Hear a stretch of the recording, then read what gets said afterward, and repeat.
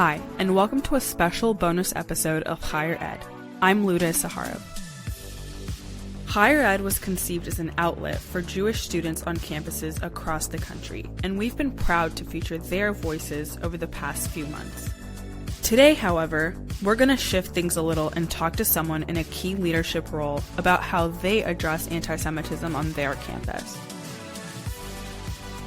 Today is a very, very special episode because we are going to be switching this whole thing up. I am bringing in my friend and colleague and the executive producer of the Higher Ed podcast, Dovi Chein. He is also the associate director of campus partnerships at ADL.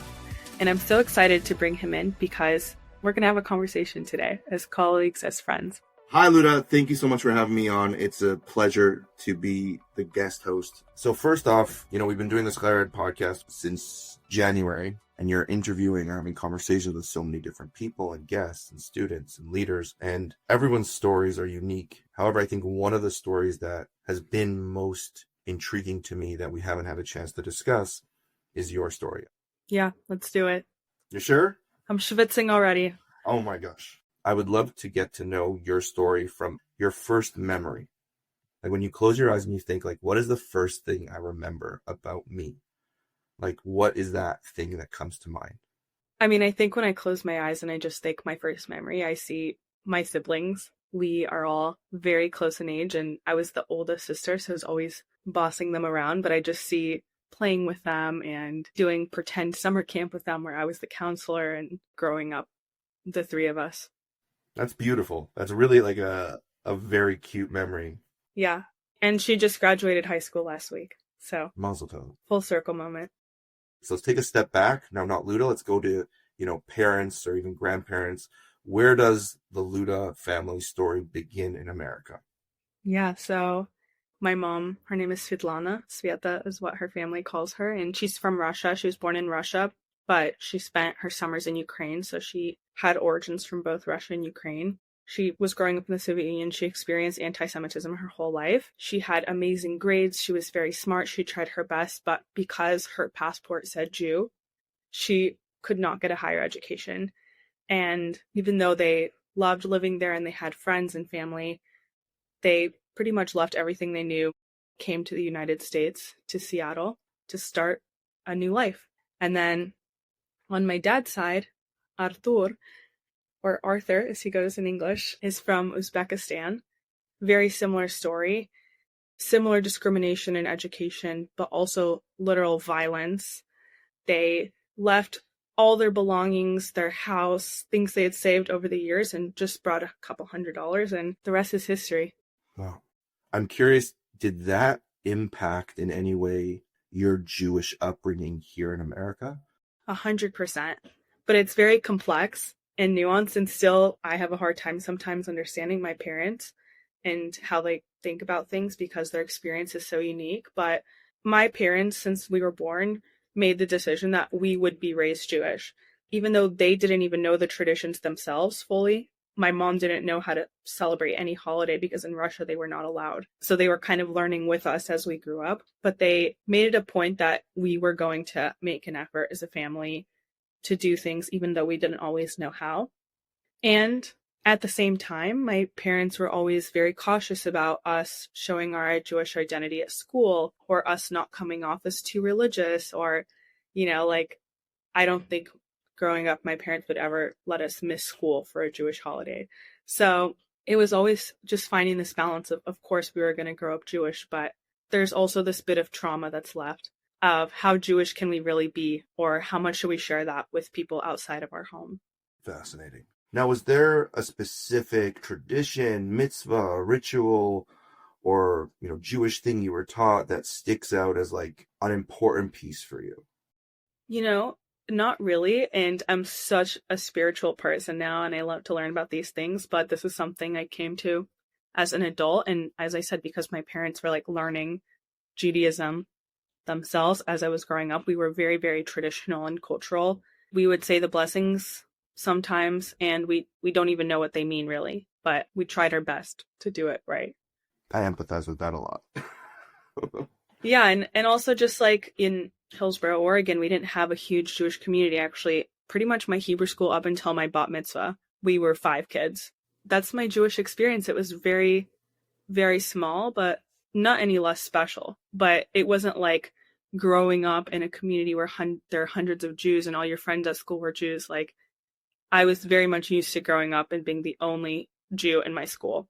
Interesting. So was there a moment in elementary school where you felt different because you were Jewish?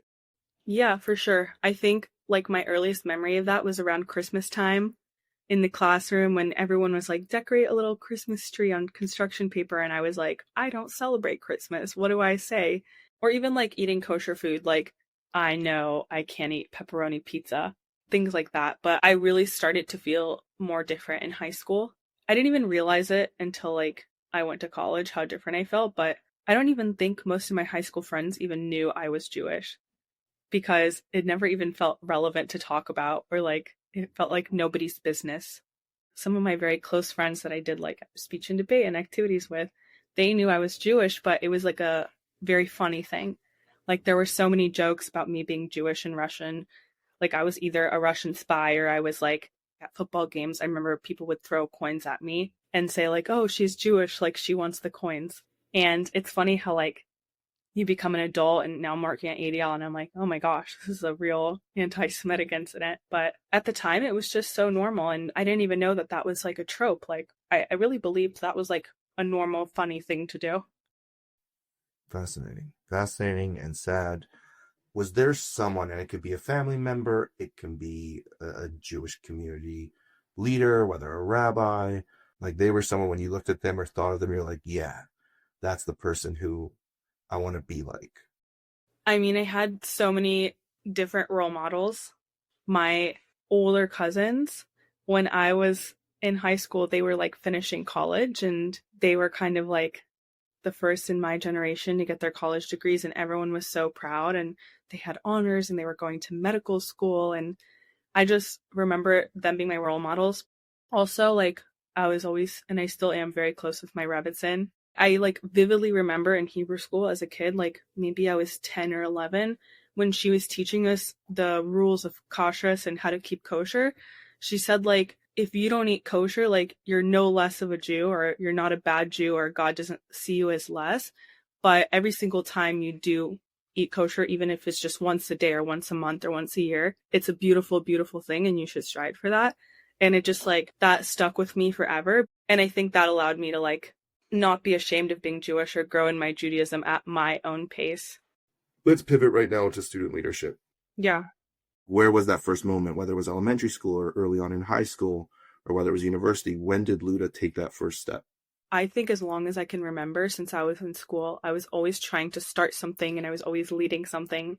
And I remember in elementary school, for a few years, I went to a small private school, and I remember I was really bothered that we kept throwing the plastic water bottles in the trash. And also my parents, since we would always take bottles to Costco and get the money for them, I was like, we're wasting so much money. I was like straight to the principal's office, and I told her, I want to do a bottle drive. Like we're going to get these big boxes and we're going to take them to Costco, and then we're going to donate the money to charity. That was like something I did from 3rd grade until 7th grade when I left.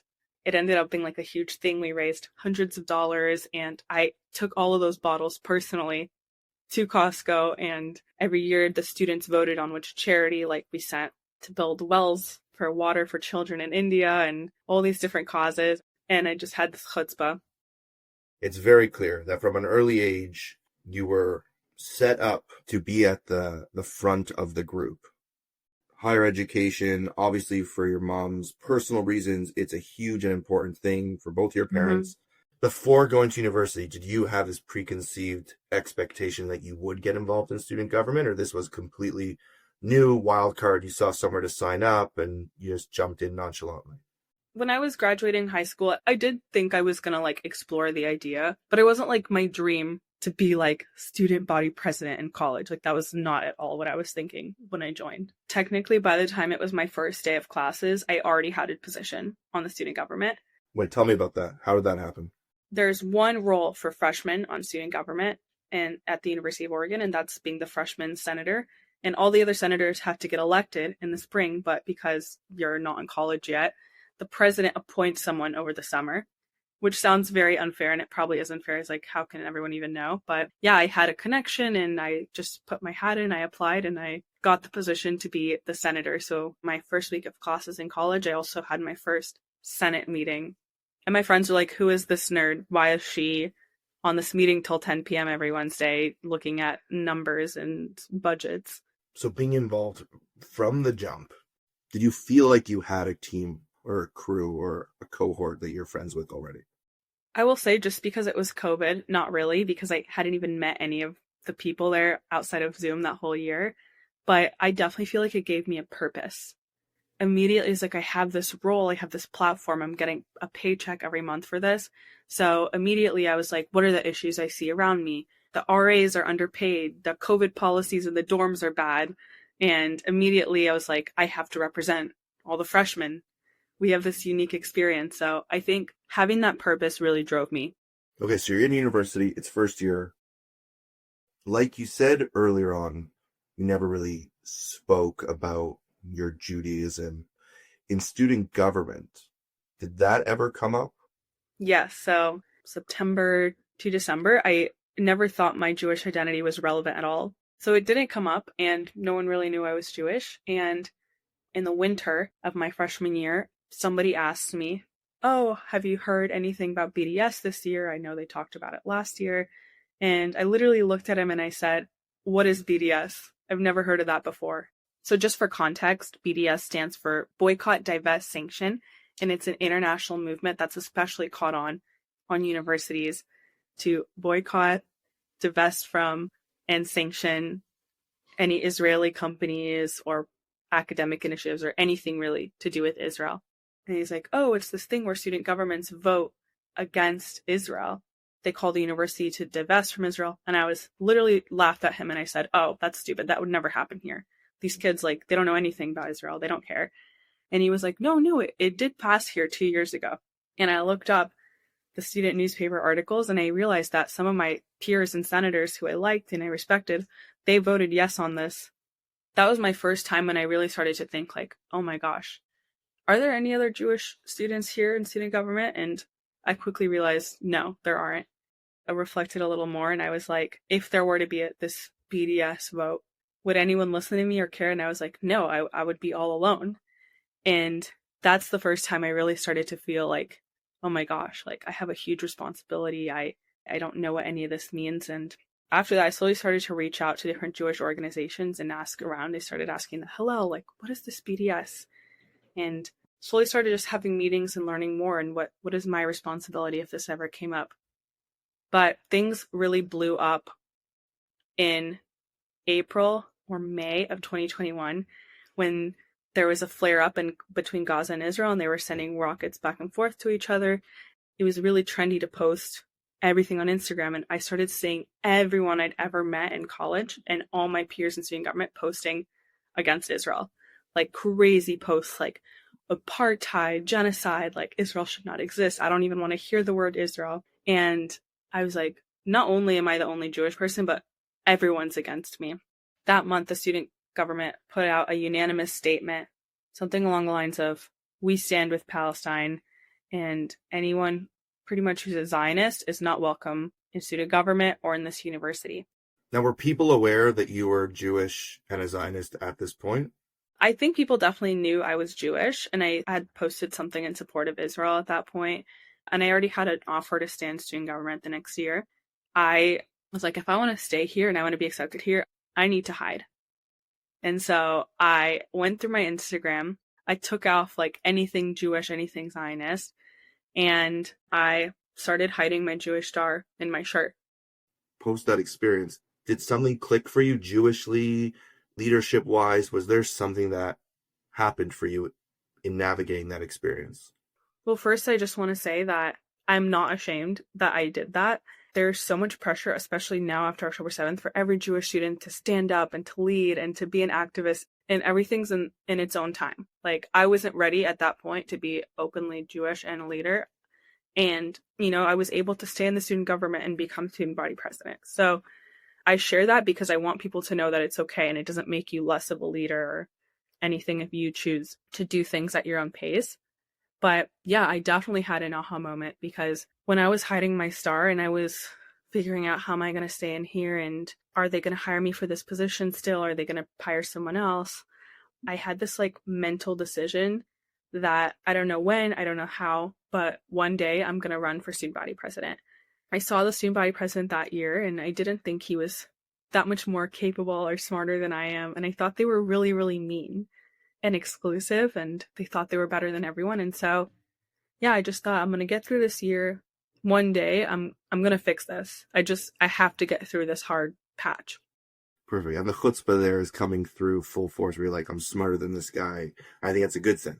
I think all of us, and I'll just speak for myself, have been in situations where whether it's in a group project or whether when it's a professor says something, we don't stand up.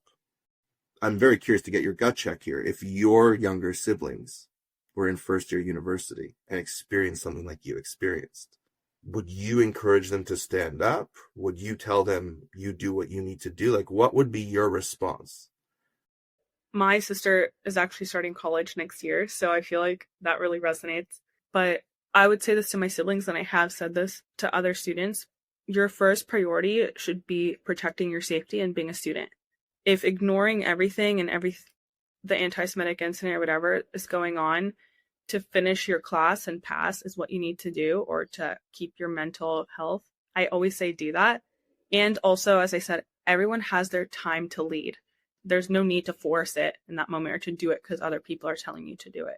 And just being Jewish and being proudly Jewish and continuing to go to Chabad and to celebrate holidays despite what you're experiencing, that's already leadership enough, in my opinion. It sounded like you were just repeating what your Chabad Rebbetzin said without even knowing you did. It's not about what you do. It's little things, little actions that make sense for you, that work for you. So what were some of the key series of events that happened in second year that brought you to running for office in third year? I decided I was going to run very early on because I heard who was running for president and who was probably going to win. And it was like the group of friends that was the ones that treated me so horribly in spring of 2021. It was that same group. I asked around and I said, is anyone else running? Is anyone else running? I would have been maybe happy supporting someone else or being on their campaign, but no one else. Everyone was like, there's no point. She's going to win. She's been preparing for this for 3 years. So at that point, I was like, okay, yalla, let's do it. And so I just started talking to as many people as possible. So that's when I decided. But a few moments that stand out is, one, I mean, the most important thing when you run for office like this is who's going to be your vice president. There was one student named Kavi, who is eventually my vice president, who I didn't even know. I wasn't even really friends with him. I just knew that people loved him and respected him. And he had an issue with this group that was running. And he didn't like the way they did things. And so I sat down with him and I asked him to be my vice president. I pitched my vision to him and how we're going to change things and how we're going to help students. And I knew he was very pro-Palestine and pro-BDS. And I was okay with that because I respect him as a leader and I thought we could be a good team. But he asked me in that conversation, like, is there anything I should know about you politically? Is there anything we need to like get out on the table? And I said, yeah, I'm Jewish. I have family in Israel. I love Israel. I consider myself a Zionist, and I promise it won't affect like how I'm president. Like, we don't have to do anything to support Israel, but I will never ever entertain BDS, and I will never entertain pushing Jewish students out of student government. And I was like, if you're not okay with that, we can't run together. And he thought about it for a few days and he said, okay, let's do it. I'm fine with that. So you pick your VP. He's a rock star. You're a rock star duo. You get your whole slate together. You inevitably run a remarkable campaign. Ballpark, like how many votes did you get to win the presidency? We had over 3,000 votes. That was the most votes that ever happened in a decade when I ran, and there still hasn't been that many votes to this day. That's absolutely incredible. Now, looking back on your presidency in third year when you actually took office and were in charge, is there one overarching thing that you feel like you're most proud of that you did during your presidency? I think one, just the culture that I created where we were able to have a student government where people disagreed and people had different opinions and different backgrounds. We were all able to work together and coexist and serve students. Not just like ethnic diversity and income diversity, but like ideological diversity. That's something I was so proud that we were able to achieve. So after your presidency, knock it out of the park for a full year. You decide to take a step back in fourth year to focus on your studies and your extracurriculars. So as the former student body president, you were asked to speak at the class's commencement ceremonies. You said there was some drama. Tell me about it. What happened? Yeah, I mean, I wasn't even sure they were going to still ask me, even though that's the tradition, because it was a very tumultuous year with all the protests. But they asked me, and I had graduated a bit early, so I moved to DC to start interning at ADL. And before I left, I get a call from the current student body president, and she says, we are getting almost 100 emails from students that are saying that you should not be speaking at commencement. How dare them nominate a Zionist speak at commencement? So immediately my heart dropped because I was like, oh my gosh, here we go. The university administration actually called me to their office and they said, we're getting a bunch of emails from students. They're pissed. They don't want you to speak. I was asked by the administration if I still want to speak, and I said 100% yes. Like, I think they would have hoped that I wouldn't, but I, cracked down. And for the month leading up to commencement, there were petitions, there were efforts, there were posts on social media that I should not be speaking, and also the other speaker from Nike should also not be speaking because of their ties to Israel. And the day came, I was going to surprise my parents, but I ended up not being able to because I didn't want to scare them with all the protests. And also, with my security, the university, prepped me the day before saying there's going to be an officer here, a person in plain clothes standing on the side of the stage so no one jumps up. It was just a more intense environment with knowing there's going to be protests and also knowing I'm an openly Jewish and Zionist speaker that people were speaking out against. And was that the reason they were speaking out against you, was because you were openly Zionist? Yeah, 100%. That was all the posts that I was Zionist, that I was involved with Zionist organizations, that I've spoken out in support of Israel. People were even going as far to say, I don't feel safe to go to graduation with a Zionist speaker. That was just so funny because I was like, are you kidding me? I didn't feel safe existing on campus for the past year. I'm curious, though, when this all went down, was there ever a moment where you were like, this isn't worth it, I'd rather just not speak and drive off into the sunset? Never. Not even for a second. It honestly just motivated me. I think we forget because we're a year ago from this, but that spring was so tense and so bad for students all across the country because first it was all the encampments and all these assaults and harassment of Jewish students. And then it was all these commencement speeches and all these issues with commencement speakers getting canceled and not canceled.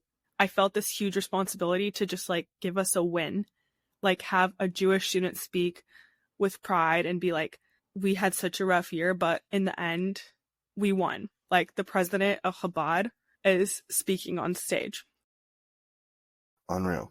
Now, is there anything from that situation that you've taken with you into your professional work here at ADL? I think I learned a lot of lessons from that whole situation. It just reaffirmed a belief that I already had, that we shouldn't shy away when people want to shut us down, and we should just be prouder to be Jewish and more openly Jewish, because for doing that and for choosing to still speak about being Jewish and my family's story in that speech, the speech got hundreds of thousands of views, and I got hundreds of messages from parents and students all across the country that were we needed this. We needed to feel like we had a win and that Jewish students could still be proud even after everything. And also, I think a big lesson that I take into it today is that the best way to fight this darkness is with light, because something that stood out so strongly in this graduation. So right before I spoke, the president of the university spoke. And during his speech, everyone started booing, not everyone, but a few hundred students started booing and throwing bloody hands out and started walking out. And I'm sitting on the stage, watching this all happen, and people were kind of annoyed, and it was just dark and ugly. And then after they all walked out and the president finished his speech, it was my turn to go up. And almost in a way, I was relieved because I was oh, now they're all gone. No one left to boo me. But then I talked about positivity and talked about celebrating diversity and talked about everything my parents overcame and how to them I'm the epitome of the American dream, and how proud I am to be Jewish and how that's where I found meaning in my 4 years, not in my accomplishments. All my hard work and success, it never felt like enough. I finally found greater meaning in my life and felt like I was enough when I found myself in the Jewish community. celebrating holidays, learning the stories of my ancestors, and bringing culture, tradition, and spirituality into everyday aspects of my life. I hope all of us find that purpose and live it unapologetically and with pride. People resonated so much more with what I had to say than what the protesters did. And I take that with me in my career today, where it's like we hear so much vitriol and we see the most disgusting incidents, and our reaction is to just like fight back and be like, this is wrong. But so much more often, like doing something positive in return or sharing something positive in return can have so much more of an impact, and people resonate with that so much more. Your story is a very beautiful testament to that idea of combating darkness with light. I want to pivot for a second. What made you, because you mentioned you interned at ADL in your last year, what made you make that decision? So as I shared with the beginning of my story of like my freshman year, getting involved with BDS and getting all these attacks, I became very involved with a ton of Jewish organizations after that and becoming a Jewish student body president. But I always swore to everyone, I'll never get involved with this professionally. Like, this is just something I'm doing because I'm Jewish, I'm student body president. I had no choice. So now sometimes I think about how I told so many people I would never do this, and now I'm doing it.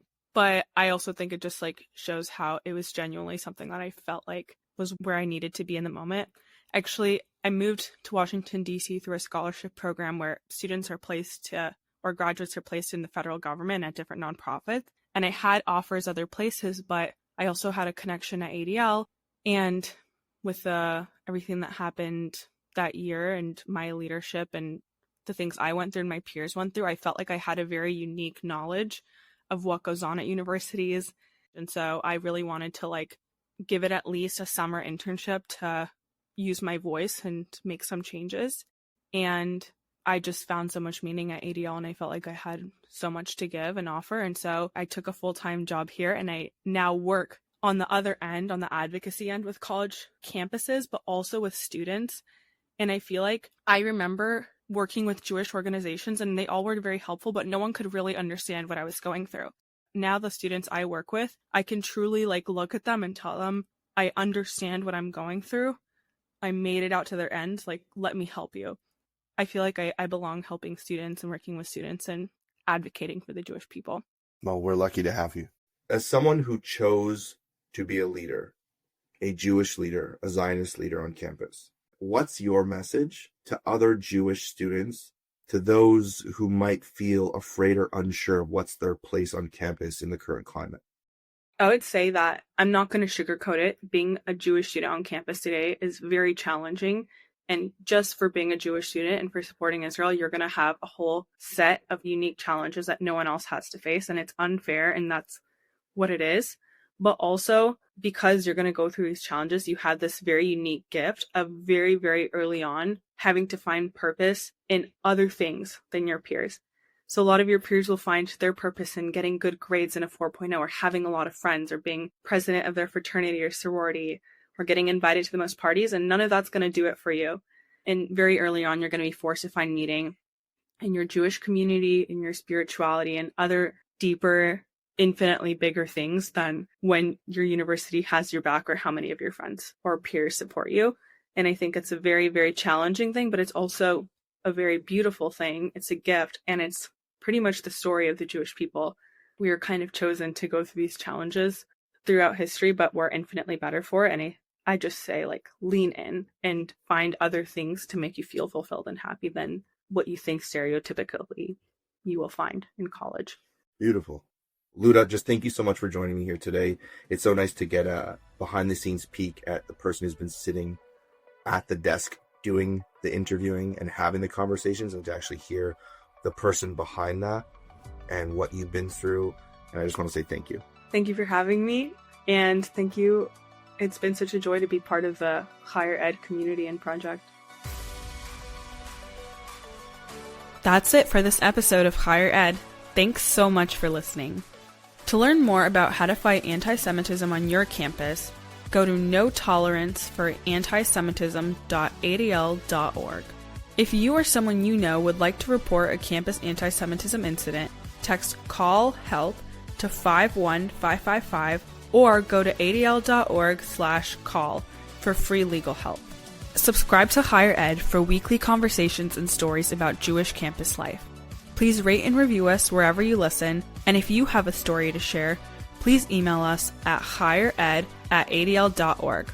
That's CHAIERED@adl.org. We can't wait to hear your story.